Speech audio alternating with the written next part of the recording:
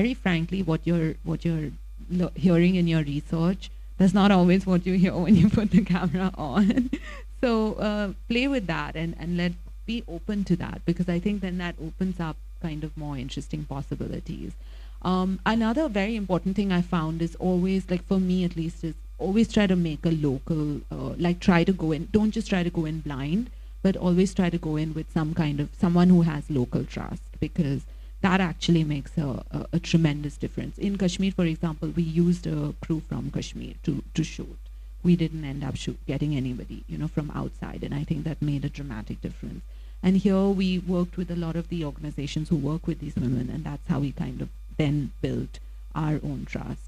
But I think in some ways it's an advantage to be a woman filmmaker. People also don't find you so threatening. And this is an all-female cast, as in all-female women DP and a woman editor as well. Yeah. Local people, if they want to work with production teams when they come here and take them around, help them go around the city, is there any website that one can subscribe to? You post your demands? Well, I would just suggest, if that ever happens, to post it on Docuwala. Because I think there are stringers, local stringers who work here who do that. Yeah, there must be.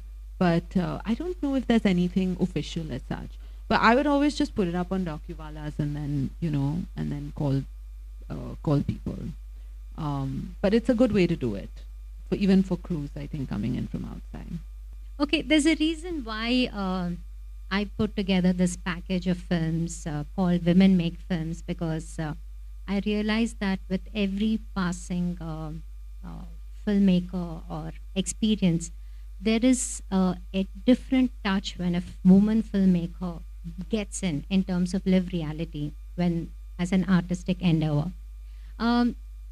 Madhuri and I studied in a college called Sophia Polytechnic, and for almost more than 25 years, a group of girls, women, are trained to make films, and they are holding the camera for the first time. They're going through the process of research for the first time, and they are going through the process of how to tell a story for the first time. So the next two films that we will watch are two films that have traveled extensively when it comes to talking about women's issues and articulating the lived reality. And the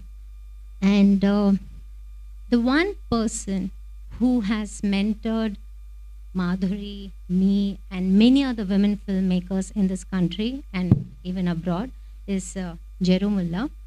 She's been our head of department, and we were introduced to the world of cinema by Jeru ma'am now.